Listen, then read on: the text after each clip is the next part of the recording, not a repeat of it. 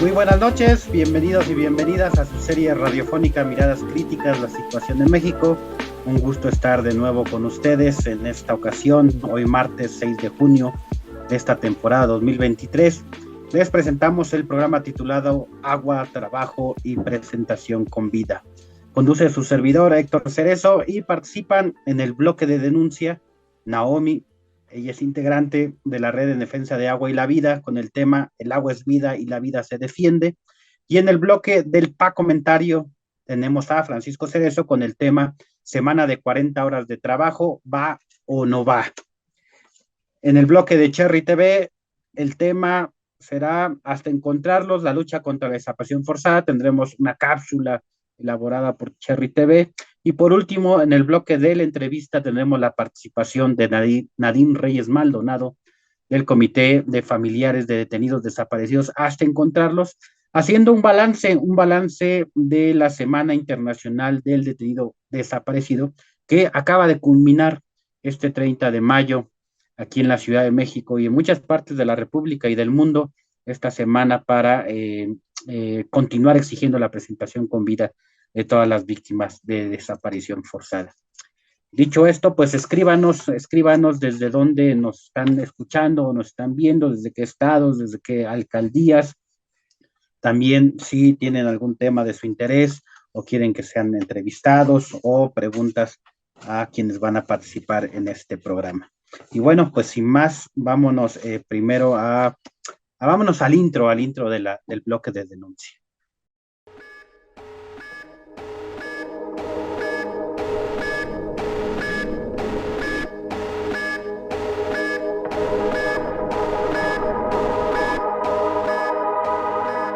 Bien, pues ya estamos de regreso. Vamos a darle las buenas noches a Naomi.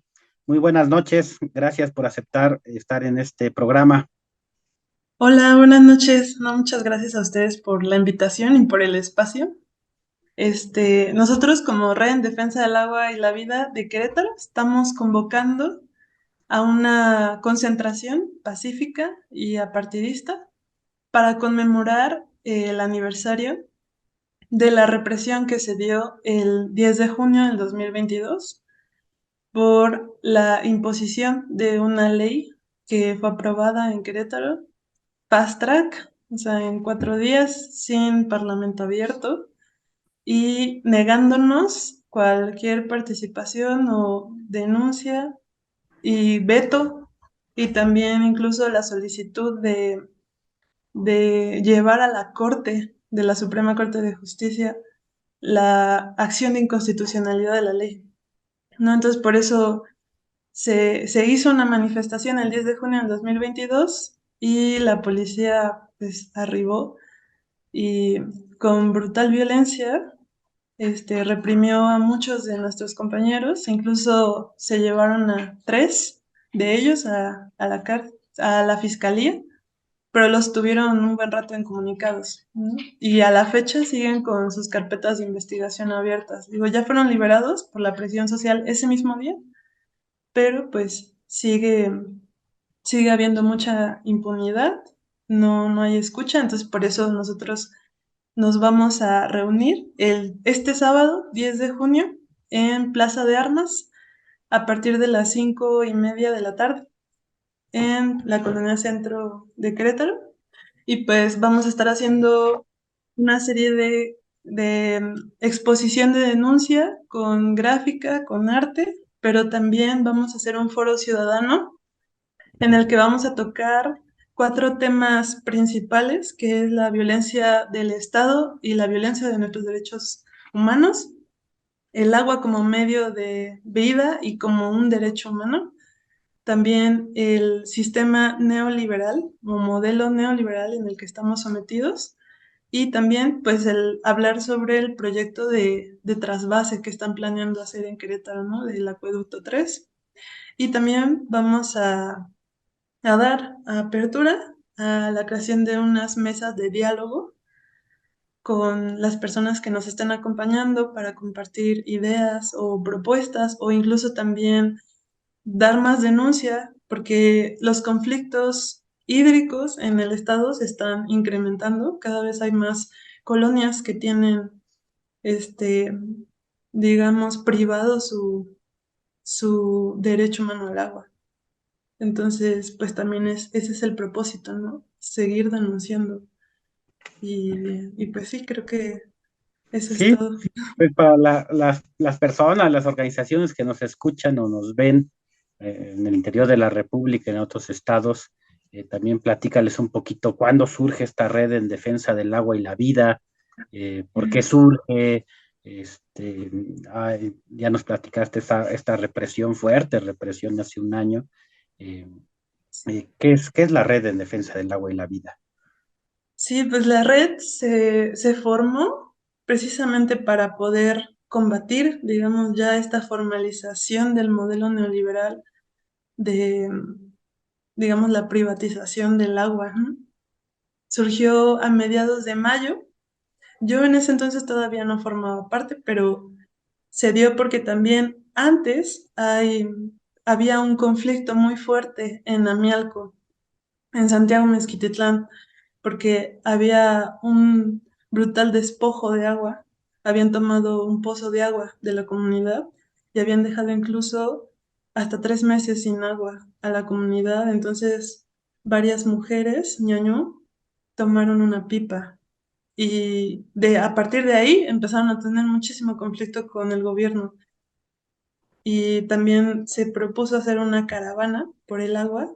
Entonces ahí hubo, digamos, un encuentro también con la Confederación Indígena de San Francisquito, que es una colonia que está en el centro de Querétaro, que también se encuentra resistiendo por proyectos de turistificación y gentrificación. Entonces, digamos que ahí fue donde nació, también con un colectivo que se llama Hip Hop en Esencia, y ahí surgió, ¿no? Porque fue justo después de que se aprobó la ley en Fast Track. Entonces fue como también con esa intención de combatir, pues, esa ley. Y bueno, anteriormente también ya había más colectivos que estaban también luchando con el agua, entonces se fueron uniendo. Y así con el tiempo se fueron agregando barrios también originarios, comunidad académica, científica de la Universidad Autónoma de Querétaro, de la UNAM también, o de otras colonias. O sea, somos, digamos, pues una red, ¿no? De colectivos también de chicas feministas. ¿Y cómo podrían las personas, pues bueno, los que viven en Querétaro, pero también otras personas que viven en otros estados, cómo podrían, pues, conocer más de las actividades de la red o participar o apoyar, cómo los encuentran, ¿no? Para poder, inclusive si hay gente de Querétaro que quisiera apoyar o participar en el evento del próximo sábado 10 de junio, cómo le pueden hacer? Sí, claro, toda persona es bienvenida.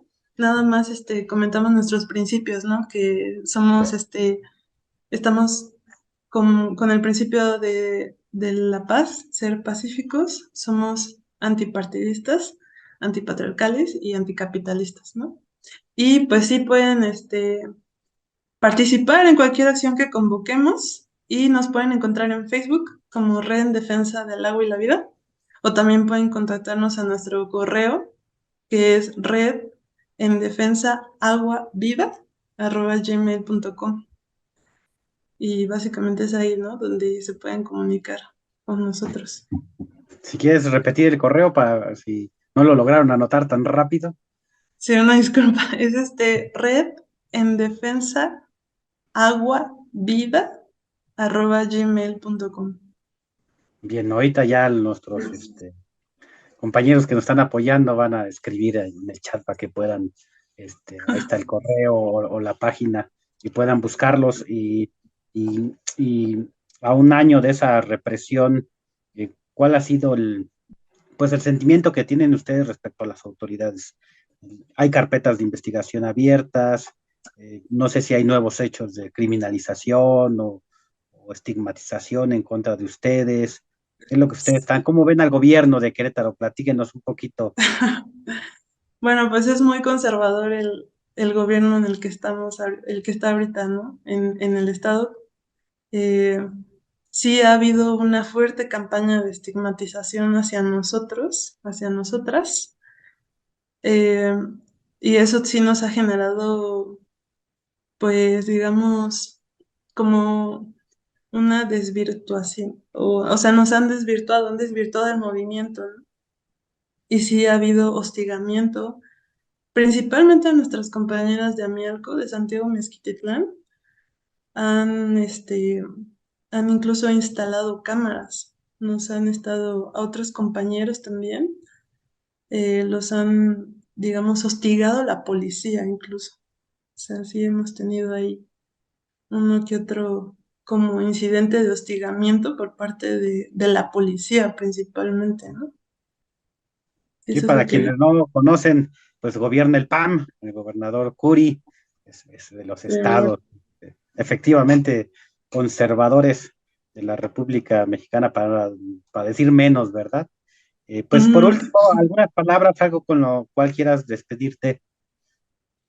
no, pues igual agradecerles nuevamente por este espacio y pues también está muy padre todo este proyecto y qué bueno, ¿no? Porque sí es muy importante que en esta situación de crisis nos unamos, que seamos más personas y más en este ambiente en el que los nuevos mecanismos de silenciamiento pues son más brutales, ¿no? Como el paramilitarismo y pues sí creo que sí es muy importante hermanarnos y pues sí, aquí estamos en pie de lucha todos.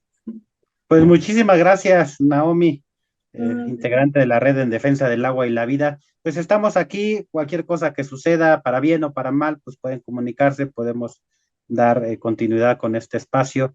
Recuerdo que hace un año hicimos ahí una acción urgente por la represión, por las detenciones arbitrarias, y que fue pues un aprendizaje, ¿no? Para todos y todas las que estábamos ahí en ese estado. Pues muchísimas gracias, Naomi. Muchísimas gracias a ti, Héctor. Que estén muy bien. Pues hasta luego. Y bien, pues nada más sirva de comercial. Vamos a tener la tercera Escuela General de Derechos Humanos por la Memoria, la Verdad y la Justicia allá en el estado de Querétaro. Va a ser los sábados de 10 a 3. Antes eran los viernes y sábados, pero ahorita hay un caos terrible ahí en la ciudad de Querétaro. Están componiendo, arreglando, ampliando, no me acuerdo qué avenida principal de Querétaro, pero bueno, es un caos y nadie iba a llegar los viernes de 4 a 8, entonces se modificó el horario.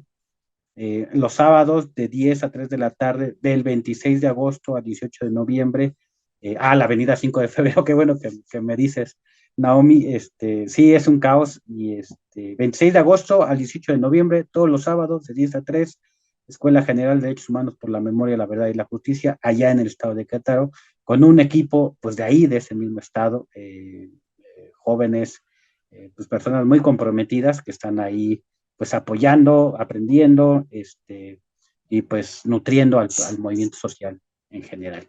Y bueno, dado es ya dicho el comercial, pues vámonos directamente, déjenme ver, sí, vámonos directamente con el intro del PA comentario.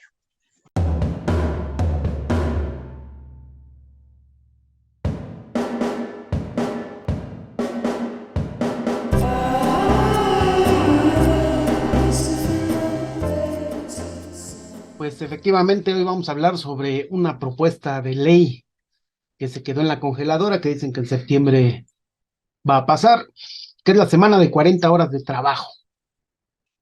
En septiembre del año pasado, una senadora de Morena propuso una reforma a la Ley Federal del Trabajo con el objetivo de reducir la jornada laboral a 7 horas, lo que reducía la jornada laboral actual de 48 a 42 horas a la semana. En agosto del año pasado, un senador también del partido Morena propuso también una reforma a la Ley Federal del Trabajo donde planteaba la reducción de horas en la jornada laboral diurna, nocturna y mixta a 6 horas, con lo cual la jornada laboral actual pasaría de 48 a 42 horas de trabajo a la semana. Ya en enero de este año, el grupo parlamentario del PRD también propuso una reforma, aunque solo al apartado B, con el objetivo de reducir la jornada laboral a 6 horas diarias de trabajo, 5 días a la semana, con lo cual la jornada laboral se reduciría de 48 a 30 horas, aunque solo en el caso de los trabajadores del Estado. Para los demás, los trabajadores que se rigen por el apartado A, no había cambio alguno. También en marzo de este año, el Movimiento Ciudadano propuso una reforma que reducía a 5 días de trabajo y 2 de descanso, con lo cual se reduciría la jornada laboral de 48 a 40 horas a la semana. En esta iniciativa sí viene explícitamente que los 2 días de descanso serían con goce de salario íntegro, aspecto que en las anteriores iniciativas no se tomó en cuenta. Incluso hay una iniciativa más de Movimiento Ciudadano que propuso la reducción de 48 a 35 horas de trabajo a la semana, reduciendo los días de 4 a 4 de trabajo y 3 de descanso. Varias son ya las iniciativas propuestas cuyo objetivo es reducir la jornada laboral de los trabajadores en México. La que se aprobó en abril en la Comisión de Puntos Constitucionales de la Cámara de Diputados es la modificación del artículo 123 para tener 2 días de descanso por cada 5 trabajados. Sin embargo, se mandó esta iniciativa para septiembre para su votación. Por lo pronto, el coordinador de la bancada de Morena en la Cámara de Diputados dice que ya amarró con Alito Moreno, presidente del PRI, el voto a favor de esta ley y en septiembre se aprobaría. Independientemente de las iniciativas y sus diferentes propuestas de reforma, inmediatamente los empresarios saltaron para decir que no, que México no estaba preparado para este tipo de cambios y que el desastre económico caería como plaga bíblica sobre el país si se aprueba esta propuesta. Los de la Coparmex, Confederación Patronal de la República Mexicana, dijeron que no es viable reducir la jornada laboral debido a que las pérdidas serían de 380,000 millones al año y que además aceptan que los trabajadores mexicanos sí trabajan más horas que en otros países del mundo, pero que su productividad era la más baja. Incluso dijeron que, y abro una cita, de acuerdo a un estudio que hicimos en Coparmex, las condiciones no están dadas en el país para que logremos el objetivo. Todos queremos que nuestros colaboradores descansen más, son más productivos, más eficientes y tienen más salud, pero como estamos ahorita, no lograremos ese efecto. Cierro la cita. Traducido al cristiano, dice que los mexicanos trabajan más, pero son más huevones, y que saben que si se reducen las horas de trabajo, producirían más, serían más eficientes e incluso estarían más saludables, pero que es mejor que no descansen, que no produzcan más, que sean ineficientes y que sigan enfermos hasta que se mueran. También los de la Confederación de Cámaras Nacionales de Comercio, Servicio y Turismos, la Concanaco Servitur, emitieron un comunicado donde se quejan de que ya, y abro otra cita, han hecho un gran esfuerzo por incrementar el salario mínimo, cumplir con mayores impuestos federales y estatales, otorgar mayores vacaciones a sus empleados e incrementar las prestaciones laborales. Cierro la cita y termina diciendo que, nuevamente una cita, el beneficio de los trabajadores y sus familias no se logra mediante medidas populares o la publicación de un decreto. Y se cierra la cita. Así en conjunto, los que nos explotan dicen que esta reforma no es viable de ninguna manera. Incluso se lamentaron que ya con la pasada reforma laboral, que reguló, mas no eliminó el outsourcing, habían recibido un golpe a sus finanzas. Además dijeron que si bien esta iniciativa era una ocurrencia muy seductora para los trabajadores, era ilusoria debido a la baja productividad y a la situación económica de las empresas y del país. Pero vámonos entonces a las cifras, ya que tanto los empresarios como los legisladores, que sentirán el peso de sus cañonazos de dinero, pueden argumentar 1000 cosas a favor de la clase burguesa, ahora le llaman empresarial, para evitar, o como con la ley minera, bajarle el estándar a esta iniciativa y sacar una reforma que en la realidad no apoya a los trabajadores como debe de ser, sino que le aviente unas cuantas migajas y también, como con la ley minera, hagan foros para explicar las bondades del remedio que aprobaron y decir, como con la ley minera, es un avance, no era posible hacer más.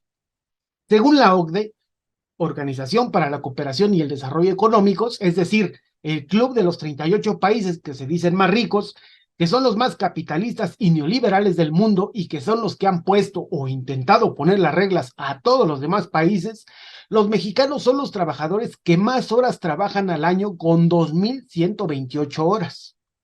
Los que menos trabajan, los que menos horas trabajan son los alemanes con 1,349 horas al año. Trabajamos entonces casi un 158% más que los alemanes, pero además ellos ganan al mes 29,440 pesos. mientras nosotros recibimos 6,310 pesos, es decir, casi 5 veces menos que ellos. En estas cifras también hay que tomar en cuenta que solo refleja a los trabajadores que sí trabajan 8 horas al día. Sabemos muy bien que actualmente trabajamos entre 10 y 12 horas la mayoría de nosotros. Así, 21 millones de mexicanos trabajan 8 horas al día y están dados de alta en el IMSS. Pero 33 millones de trabajadores estamos de entre 10 a 12 horas laborando y no tenemos ninguna prestación de ley.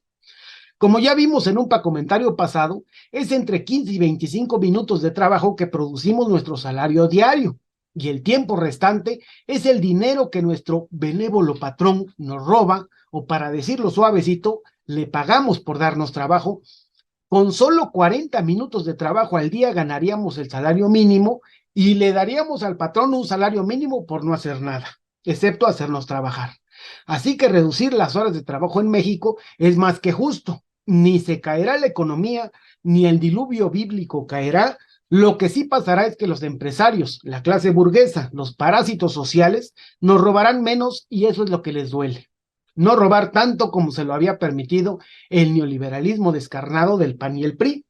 Incluso se quejan de que se reguló el outsourcing, que tienen que dar más días de vacaciones y ahora que sus empleados trabajarán menos horas. Haciendo cuentas, si dejamos de trabajar 8 horas, como la reforma laboral dice, ellos no nos pueden robar 4,761 pesos por cada trabajador.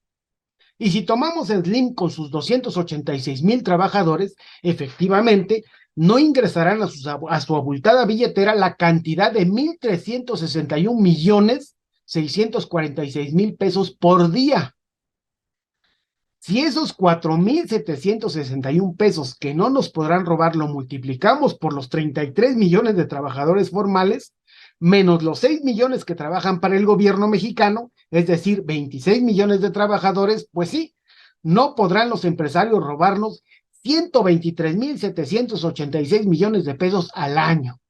Si volvemos al principio de este escrito, los de la Coparmex calculan la pérdida, que ahora sabemos es un robo, que no podrían hacer de 380,000 millones de pesos al año, es decir, 3 veces más de lo que nos roban si los 26 millones de trabajadores mexicanos ganaran el salario mínimo. Ahora imaginemos que estos ricos mexicanos y sus representantes destinen el 10% de lo que le roban a los trabajadores en solo 8 horas, es decir, 38,000 millones de pesos, a políticos y legisladores para que no se apruebe dicha ley o que quede mocha como la ley minera. Parece una muy buena inversión, es un buen negocio. Así que hay que estar pendientes de qué dice cada legislador, ya que en lo que apoye o no apoye, se reflejará el moche que reciba de la clase burguesa, a la cual ya representan la mayoría de los diputados y senadores. Si los diputados de Morena no aprueban esta reforma o le quitan el filo, ya sabemos que se están vendiendo por un cañonazo de por lo menos 191,000 pesos. Casi 3 veces lo que ganan en un mes. O lo que es peor, lo hacen casi gratis a favor de la clase burguesa. De los partidos de derecha o ultraderecha, sabemos de antemano que ya son empleados de la clase burguesa, no más que a ellos les pagamos con nuestros impuestos. Por todo lo anterior, creemos que esta nueva iniciativa de reducir las horas de trabajo a 40 horas a la semana no es nada del otro mundo. Debe ser aprobada para beneficiar a millones de trabajadores. Por el otro lado, hay que seguir exigiendo que se cumpla la ley y que todo trabajador deba ser formal, es decir, deba tener garantizado un trabajo digno y bien remunerado, debe tener todas las prestaciones de ley, incluso recuperar las que ya hemos perdido por las reformas neoliberales. La clase que defiende la democracia liberal o burguesa siempre pondrá peros y amenazará con el diluvio universal si las leyes cambian a favor de los trabajadores, ya que, como hemos visto, son simples sanguijuelas que de los trabajadores viven y se enriquecen. Imaginarse no ser parásitos sí les da mucho miedo, y qué bueno que lo tengan. Pero para continuar profundizando leyes a favor del pueblo, leyes que vayan recuperando todos los derechos que hemos perdido en años anteriores, necesitamos seguir organizados y luchar por nuestros derechos. Ya vimos que no basta esperar con los brazos cruzados que a los representantes de Morena se les ocurra alguna brillante idea, sino que hay que decirles que las tengan, que para eso les pagamos con nuestros impuestos, y además las redacten, las voten y las aprueben. Si bien actualmente no tienen la mayoría absoluta y solos no pueden modificar leyes, Si no apelan a la movilización del pueblo para empujar, aunque sea pequeñas transformaciones a favor del mismo, entonces es cómodo proponer y perder la votación con la excusa de que no son mayoría, y esa actitud los convierte en cómplices de la clase a la que dicen no representan y también los convierte en parásitos, ya que su trabajo tampoco es productivo. Ya viene con todo el periodo electoral. Si él o la elegida de Morena no retoma todas las reformas a las leyes que en este sexenio no se pudieron votar a favor del pueblo, entonces está claro que aunque en el discurso suenen bonito, tienen otros intereses que no son en beneficio de los más pobres, de la clase trabajadora. Y como ya hemos repetido siempre, solo organizados de manera independiente es posible señalarles su incongruencia y empujarlos a dar un poco más a favor del pueblo. Muchas gracias, Héctor.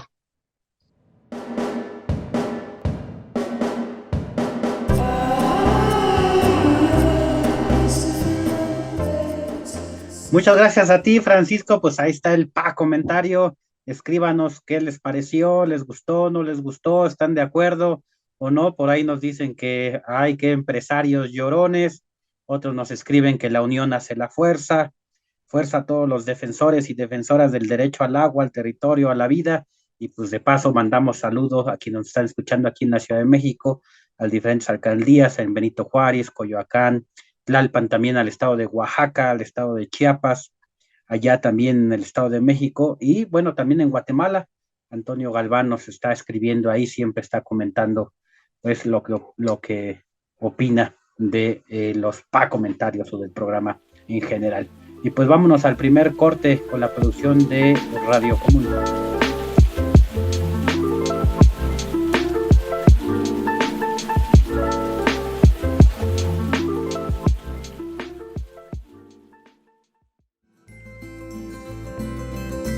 Ustedes escuchan Radio Común. Teléfono en cabina 5511 00 7187. Nuestro sitio web www.radiocomún.mx. Síguenos en Facebook www.facebook.com/Radio Común. Una radio para gente común.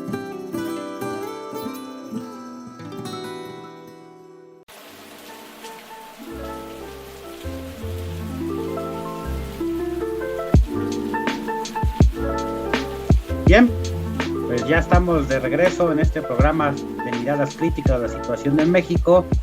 Ya tuvimos el primer bloque de denuncia con esta red, la red en defensa del agua y la vida de allá del estado de Querétaro, y estuvo la compañera Naomi hablándonos de este evento que tendrá el 10 de junio, el próximo sábado, allá en el estado de Querétaro. Bien, pues vamos a continuar. Ahora vámonos directamente al intro, y pues con la cápsula cápsula directamente de Cherry TV, un trabajo de Sonia Vega.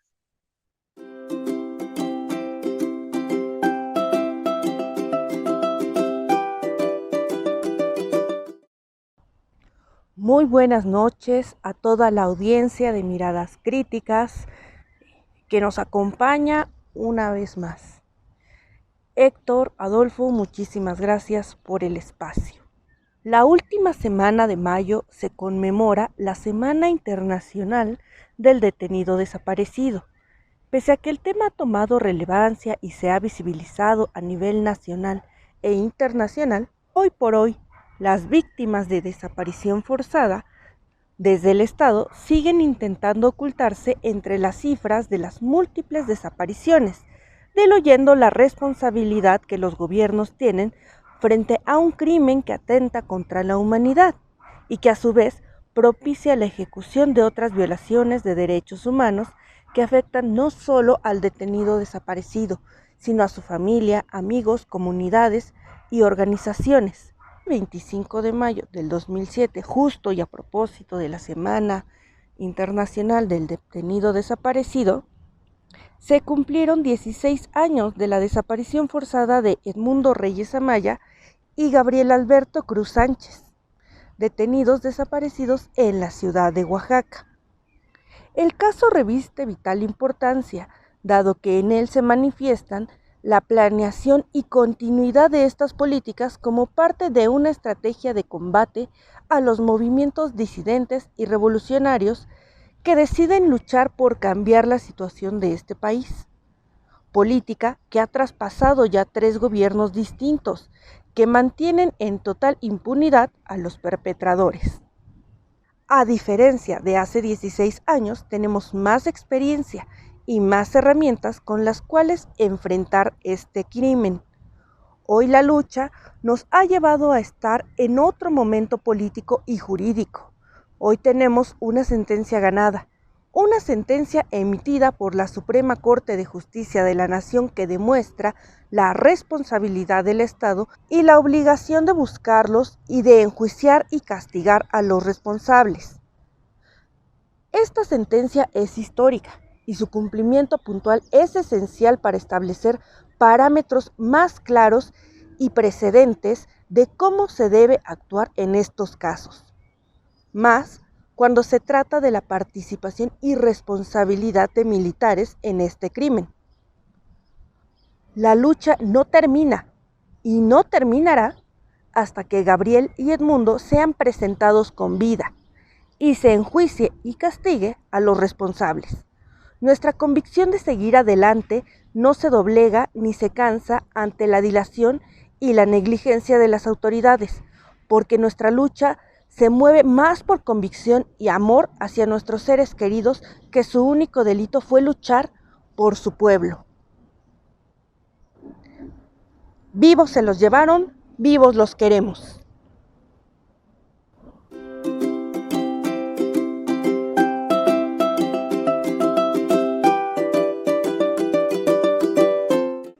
Pues muchas gracias a Sonia Vega con este trabajo de Cherry TV, que por cierto, por ahí hay una convocatoria abierta para quienes estén interesados o interesadas en participar o en ser parte o en colaborar con este proyecto de Cherry TV. Es un proyecto de televisión, documental, cápsula, radio, y varios elementos más. Es un equipo que se está formando, que se está profesionalizando, y pues desde ahí también se puede aportar pues a la defensa de los derechos humanos o a la denuncia de las graves violaciones a los derechos humanos en el país. Y va a servir como también introducción para el cuarto bloque, el bloque de la entrevista. Por lo pronto mandamos también saludos, ahí nos dice Julius Fusik: basta de enriquecer a los empresarios parásitos que viven de la explotación de los trabajadores. Pero enhorabuena, excelente análisis. Alpa comentarios. Y por cierto, si no saben quién fue Julius Fusik, lean, busquen, googleen a Julius Fusik, periodista checoslovaco, ejecutado por los nazis en la Segunda Guerra Mundial. Ahora que muchos quieren revivir a esos nazis, a los fascistas, a la ultraderecha, pues el nombre de Julius Fusik siempre nos evoca resistencia y dignidad. Dicho lo anterior, vámonos al segundo corte con Radio Común, y inmediatamente después nos vamos a la entrevista.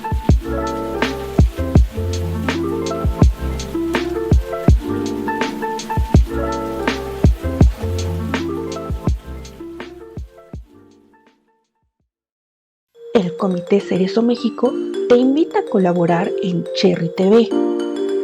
Participa difundiendo el trabajo de las personas defensoras de derechos humanos a través de cápsulas, entrevistas, reportajes, series documentales y de ficción. Si quieres participar, envíanos un correo a hablemosdh@gmail.com. Incluye tu nombre completo, edad y teléfono de contacto. Comité Cerezo México te invita.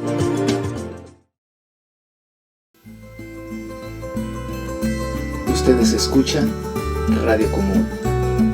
Teléfono en cabina 5511 00 7187. Nuestro sitio web www.radiocomún.mx.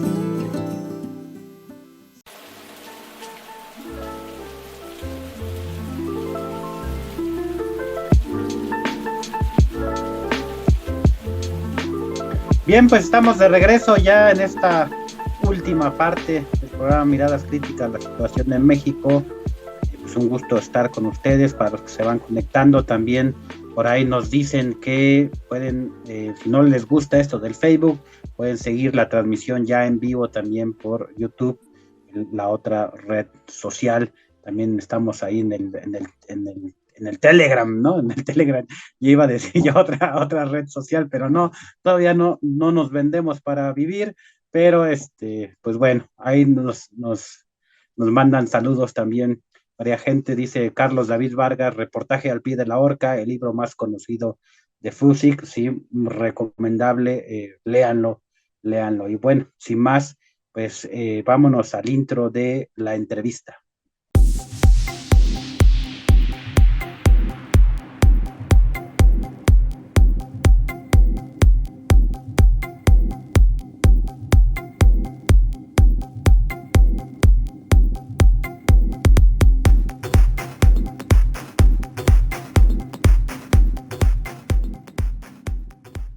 Damos la bienvenida a Nadir Reyes Maldonado del Comité de Familiares de Detenidos Desaparecidos. Hasta encontrarlos. Muy buenas noches, Nadine. Hola, buenas noches, Héctor. Un saludo a todos. Pues gracias por aceptar esta entrevista para realizar como un breve balance, digamos, de esta Semana Internacional del Detenido Desaparecido, que bueno, en este año se inició el 20 de mayo y culminó el 30 de mayo con la marcha nacional aquí en la Ciudad de México del Ángel de la Independencia al Zócalo. Y pues a veces nosotros decimos la Semana Internacional, pero mucha gente no sabe pues el origen de esta Semana Internacional, por qué se le llama así y qué es lo que se hace, no solamente en México, sino en varios países de América Latina en esta Semana Internacional del Detenido Desaparecido. A lo mejor por ahí podrías ayudarnos, Nadine. Sí, bueno, qué bueno que lo comentas porque ahora que estuvimos revisando algunas notas que salieron de las actividades de la semana, en algunos encabezados que salieron de la marcha del 30 de mayo, decían detenidos y desaparecidos, ¿no? Como sinónimo, piensan que el detenido desaparecido, como nombramos a la semana, es por personas que están detenidas, pero aparte el otro concepto desaparecidas, ¿no? Entonces, creo que es importante aclarar de dónde viene este concepto y de dónde viene la Semana Internacional, ¿no?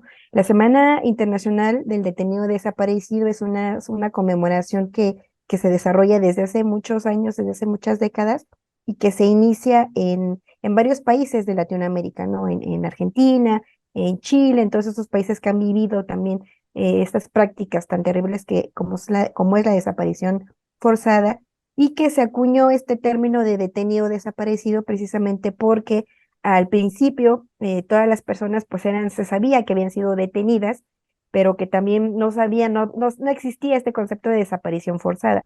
Entonces se acuñó el término de detenidos desaparecidos porque en primer momento sabían los familiares que los seres queridos habían sido detenidos por algún cuerpo policíaco, algún agente del Estado, y los mantenían en esta situación de desaparecidos, ¿no? Nunca eran presentados ante ninguna autoridad, y este término después se fue configurando en lo que hoy conocemos como desaparición forzada, que es para nosotros un sinónimo, ¿no? El detenido desaparecido es un sinónimo de desaparición forzada ahora, que ahora ya lo tenemos claro porque ha sido precisamente gracias a esa lucha que dieron estos colectivos en muchos países de Latinoamérica y el mundo, fue que se creó la Convención, ¿no?, Internacional para la Protección de todas las personas contra la desaparición forzada, y de ahí ya se estableció que era la desaparición forzada, ¿no? Esta detención legal o ilegal por parte de agentes del Estado. Entonces, esta conmemoración nosotros la hemos venido desarrollando también desde el 2010, retomando esa lucha histórica de muchos colectivos, no solo de México, no, sino de todos estos países en América Latina y el mundo, como una fecha histórica también para seguir exigiendo la presentación con vida de todas las personas víctimas de desaparición forzada, y también como una forma de traerlos nuevamente a la memoria, ¿no? De seguir alzando la voz, trayendo a las calles sus rostros, sus nombres, y continuar con esta demanda histórica de presentación con vida y de castigo a los responsables. Entonces es una conmemoración que ha venido también ganando mucho ya trayecto en nuestro país. Antes no se conocía, no se conmemoraba esta semana, solamente se tenía en mente el Día Internacional, que es el 30 de agosto. Sin embargo, gracias a que se ha venido impulsando ya desde hace varios años, ya 13 años, esta conmemoración también ha sido retomada, ¿no? Por otros colectivos en el país, y creemos que es necesario seguir impulsando estas actividades, estas jornadas de lucha, porque desafortunadamente este crimen pues persiste y es necesario seguir denunciando, ¿no? Estos crímenes que aún siguen en la impunidad en México y en muchos países de Latinoamérica y el mundo.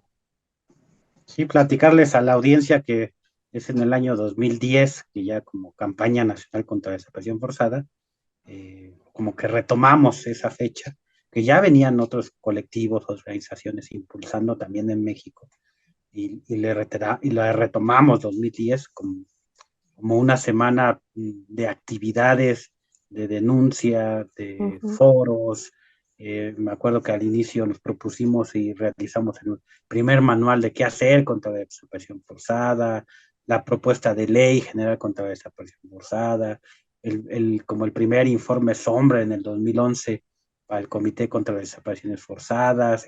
Bueno, muchas cosas que tú recordarás, Nadine, que se hicieron con varias organizaciones de familiares, organizaciones populares, organizaciones indígenas, pues, para visibilizar primero que en México se continuaba desapareciendo de manera forzada pues, a personas, activistas, a militantes políticos. Y en este sentido, pues también, ¿tú cómo vistes esta Semana Internacional comparando a otros años? Porque, por ejemplo, con los años de la pandemia, los 2 años de la pandemia realmente, pues sí dificultó mucho la movilización social, aunque se hizo, o sea, nunca se dejó de hacer, pero sí los obligó a ser más creativos. ¿Cómo ves el mismo tema de la desaparición forzada en México, Nadine? Estaba leyendo un poquito las notas allí en Jalisco, ¿no? De estas desapariciones y que están encontrando cuerpos y cuerpos en la barranca de Huentitlán. ¿Cómo ves hoy la desaparición forzada hoy en México a la luz ya de 4 años de este nuevo gobierno? Sí, creo que ha habido también sigue habiendo esta falta de responsabilidad, de asumir la responsabilidad por parte del Estado, y se sigue tratando de diluir, ¿no? Su responsabilidad. Estaba precisamente viendo los encabezados, estas noticias que están saliendo de muchas fosas que siguen siendo encontradas, y lo que comentábamos precisamente, el análisis que se hacía en una de las conferencias magistrales que dio Federico, ¿no? Mastro Giovanni, en la que platicabas tú con él en la mesa, de la importancia que tiene de aclarar los conceptos, ¿no? Y de decir las cosas, de llamarlas por su nombre, porque es preocupante ahorita, dada los miles de casos que se están dando en el país, cómo el Estado está tratando de diluir su responsabilidad, ¿no? De todos estos casos que desafortunadamente están ya siendo encontradas muchas personas en fosas, cómo el Estado de entrada diluye su responsabilidad a señalar a la delincuencia organizada como la única responsable de todas estas desapariciones, que muchas veces sí son cometidas por particulares, pero en la mayoría existe una complicidad por parte de las autoridades. Entonces creo que este gobierno se ha caracterizado por eso,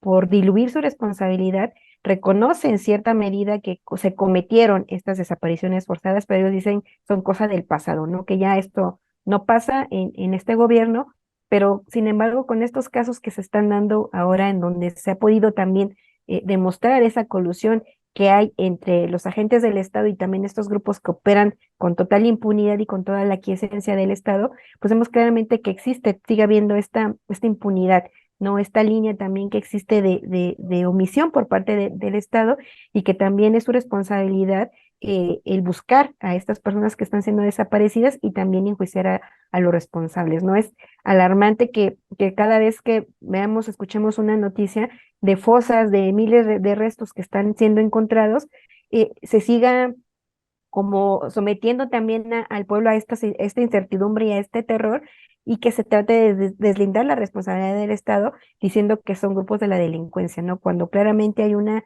responsabilidad estatal y que ellos tienen que asumir también su responsabilidad. Y otro problema que nosotros siempre hemos visto es el orillar a las familias a tener que ser ellos los que tengan que buscar, ¿no? Lo hemos comentado siempre en varias ocasiones, que esta responsabilidad es del Estado, ¿no? El que tenga que salir a buscar, el que tiene que investigar, tiene que ser el Estado. Sin embargo, ante esta falta de responsabilidad y falta de hacer su trabajo, los familiares se ven en la necesidad de ser ellos quien tengan que salir a buscar. Y otra preocupación que hemos tenido es ahora que con estas búsquedas también hay muchas madres, muchos familiares que están siendo asesinados, ¿no? Y que decimos, no es que sea la delincuencia organizada, hay una clara también una política que está dirigida también hacia meter el miedo, el terror en las familias también por hacer estas búsquedas. Es una forma también de meter el miedo para que ellos dejen de buscar, no dejen de estar haciendo esas actividades que también le deben de corresponder al Estado y que también meten una dinámica muy perversa, ¿no? Del Estado, de ver cómo no solamente no investiga, sino que también tolera y permite que todo esto pase y muchas veces ellos son los responsables, ¿no? Porque ellos son también los que están detrás muchas veces de esta información que les dan a las familias en los lugares en donde salen a buscar y que ellos son al final de cuentas los que tendrían que garantizar la seguridad de los colectivos que están haciendo estas búsquedas. Entonces, vemos una situación que cada vez se está volviendo más compleja porque sigue habiendo más casos de personas que siguen desaparecidas y también sigue habiendo una respuesta dilatoria por parte del Estado. No hay una supuesta voluntad, pero solamente es discursiva,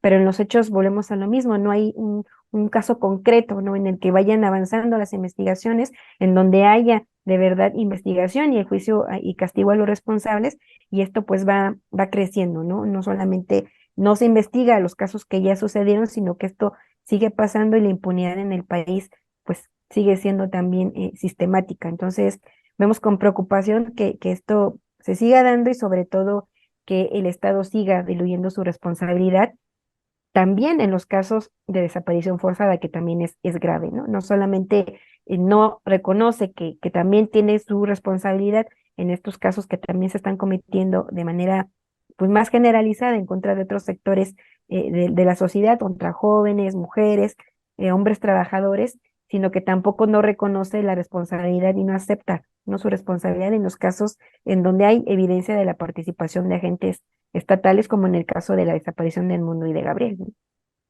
Muy importante lo que comentas, Nadine, porque pues ya este gobierno pues ya no tiene el pretexto de que acaba de entrar, que tiene un año, que apenas se están acomodando y va a ser un duro golpe para muchas familias, está haciendo un duro golpe, pues que se vaya este gobierno sin verdad y sin justicia, al menos lo que prometió, ¿no? Porque sí lo prometió, prometió verdad y justicia a las víctimas de graves violaciones a derechos humanos y mucha gente, incluso obradorista, que luego pasaba ya al plantón, decirle a la audiencia que hubo el plantón del 20 al 30 de mayo ahí en el Zócalo de la Ciudad de México, donde diversas organizaciones, entre ellas el Frente Nacional de Lucha por el Socialismo, la OLEP, Comité Cerezo, Comité Hasta Encontrarlos, estuvimos ahí pues en el marco de esta jornada de lucha y mucha gente sí nos pregunta, bueno, ya le comentaron a Obrador, ya le metieron un escrito a Obrador, ya le explicaron a Obrador, seguramente Obrador no resuelve porque no conoce el caso, porque no es, él quiere, o a veces dicen, pues es que él ha ordenado la verdad y la justicia, pero los funcionarios menores son los que no funcionan, son los que no quieren. Lo real es que pues mucha gente también pues empieza a haber un sentimiento pues, de frustración, de decepción, de decir, bueno, pues otros 4 años de un nuevo gobierno y seguimos, no en las mismas, pero sí seguimos al menos sin verdad ni justicia, ¿no? Para nuestras propias víctimas. Y en un escenario también que nos tocó ahí ver, pues ver así que con nuestros propios ojos, cuando los del Frena, ¿no? Esta ultraderecha con el discurso fascista, conservador, fue y les pegó, ¿no? A la gente de Obrador que estaba ahí en su plantón frente a la Suprema Corte de Justicia de la Nación.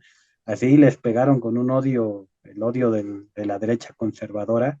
Eh, eh, eh, y nosotros decimos, bueno, ¿no? Está la derecha conservadora pegándole a los de Obrador, el mismo Morena no cumple con las víctimas. Qué más tenemos que hacer para seguir pues luchando y visibilizando pues la lucha por la justicia, Nadine? Sí, pues creo que algo que siempre hemos mencionado es que es importante nunca desistir, ¿no? En la lucha sabemos que es Desafortunadamente es muy difícil. Nosotros llevamos 16 años en esta exigencia y sí vemos con preocupación, ¿no? Esta situación de que este gobierno tampoco termine por asumir su responsabilidad, que no cumpla, ¿no? Con lo que ha prometido. Sin embargo, creo que pues la apuesta sigue estando en la persistencia, ¿no? En seguir luchando, seguir organizándonos en esta demanda, en esta exigencia de la presentación con vida y también no permitir, ¿no? Que el Estado quiera deslindar la responsabilidad hacia los familiares, hacia nosotros como familiares, porque al final de cuentas ellos son los responsables, ¿no? Ellos son los que están cometiendo estos crímenes, ellos son, en el caso concreto, de quienes desaparecieron a nuestros familiares, y sí se ha eludido mucho esta responsabilidad de decir en el gobierno de López Obrador que ellos no fueron, ¿no? Que fueron otros gobiernos, que ellos no cometieron las desapariciones forzadas.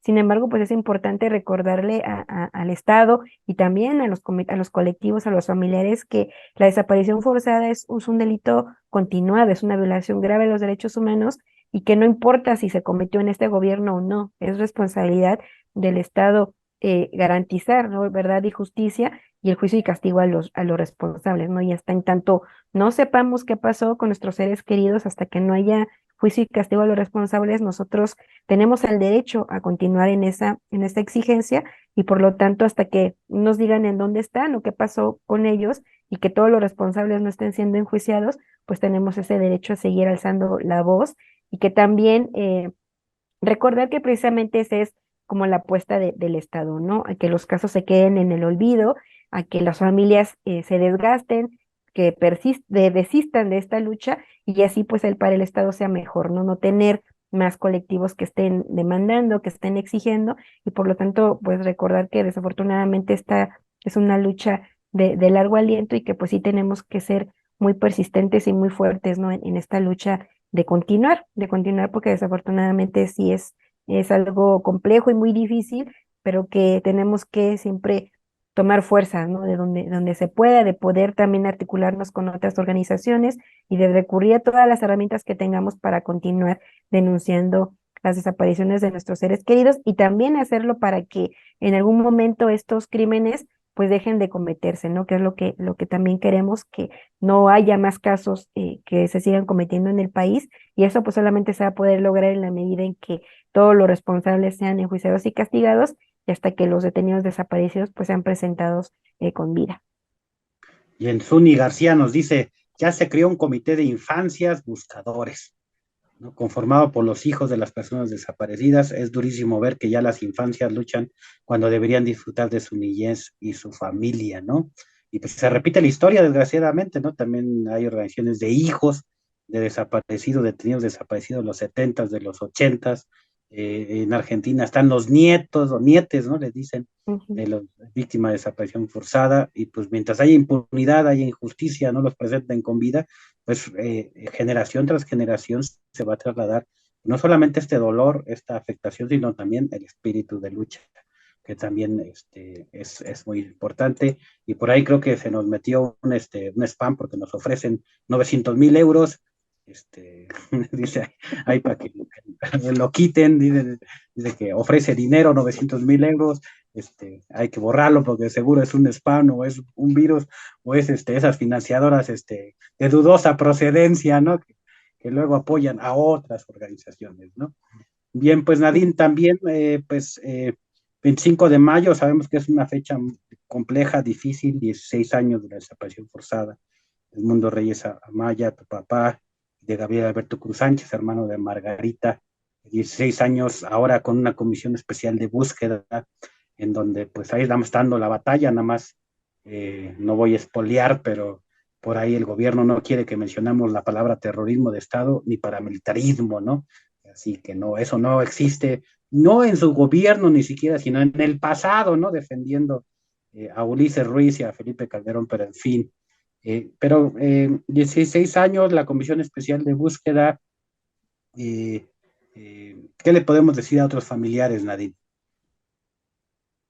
Pues sí, compartirles que, como comentaba hace un momento, que si bien es difícil, creemos que sí se pueden lograr cosas, ¿no? Y que eso, en el caso concreto de la desaparición forzada de de mi padre y del señor Gabriel ha rendido algunos frutos, pues producto de la lucha, ¿no? Y de no desistir, y que esto que comentabas, después de muchos años, de más de 14 años, se logró obtener hace un año la sentencia de la Suprema Corte de Justicia de la Nación, que ordena esto, ¿no? La creación de esta comisión especial de búsqueda para el caso de Edmundo y de Gabriel, que ha sido pues producto precisamente de esa insistencia, ¿no? De poder siempre coordinar y articular lo que siempre hemos comentado, esta lucha no solamente jurídica, sino también política y de derechos humanos, y que ahí está la apuesta, ¿no? Nosotros lo que hoy te estamos comentando mucho es que puedan conocer esta sentencia, que la puedan hacer suya y que exploren esa vía también del juicio de amparo como una posibilidad, ¿no? Que nosotros hemos visto que en casos de desaparición forzada es muy poco explorada, y que creemos que es importante, ¿no? Que también se acuda a esta herramienta, porque en el caso de la desaparición de mi padre y del señor Gabriel, es como lo que nos permitió llegar a esta sentencia de la Suprema Corte de Justicia de la Nación, y que ahora creemos que es importante que otros familiares, otros colectivos la conozcan, ¿no? Porque es como un caminito que podemos seguir, y que también podría determinar en algún momento otras medidas parecidas. Ya hay en Guadalajara otra medida también parecida, con la creación de una comisión especial también de búsqueda para un caso de desaparición forzada, y creo que esto va abonando en esa lucha, ¿no? Y que en algún momento todos los jueces, todos los juzgadores tendrán que aplicar también estos parámetros que ya están, porque ya serían dos procesos, dos amparos que se han ganado en esta misma materia, y creo que es importante que se siga haciendo esta exigencia y que se siga conociendo esta herramienta. Entonces, lo que hemos estado haciendo el llamado es a que conozcan la sentencia, es pública, la pueden leer, la pueden revisar, y que también cualquier como comentario, duda o algo que en lo que podamos nosotros apoyar en cuanto a esta experiencia que se ha tenido, pues que estamos ahí en la disposición, porque creemos que esta sentencia no solo va a abonar al caso de Edmundo y Gabriel, ¿no? Sino que también va a generar este precedente para que otros casos puedan seguir también avanzando, y que esperemos que al rato sean muchos más, ¿no? Que no solamente sea uno o dos casos, sino que sean muchos más, porque en el país son miles, desafortunadamente, los que están en esta misma situación. Pues muchísimas gracias, Nadine Reyes Maldonado, del Comité de Familiares de Detenidos Desaparecidos hasta encontrarlos. Vamos a seguir hablando de este tema el viernes 16 de junio a las 11 horas. Estaremos allí en Guadalajara, precisamente platicando, compartiendo con colectivos y abogados de allá, pues los alcances o límites de la sentencia de la Suprema Corte de Justicia de la Nación en el caso de Edmundo y Gabriel, el uso o la utilización del amparo indirecto. Y pues vamos a estar ese fin de semana ahí en Guadalajara para los compañeros, compañeras que nos están escuchando allá en el estado de Jalisco. Y pues muchas gracias, Nadine, y pues muy buenas noches a toda la audiencia. Nos vemos el próximo martes en este programa de Miradas Críticas, la situación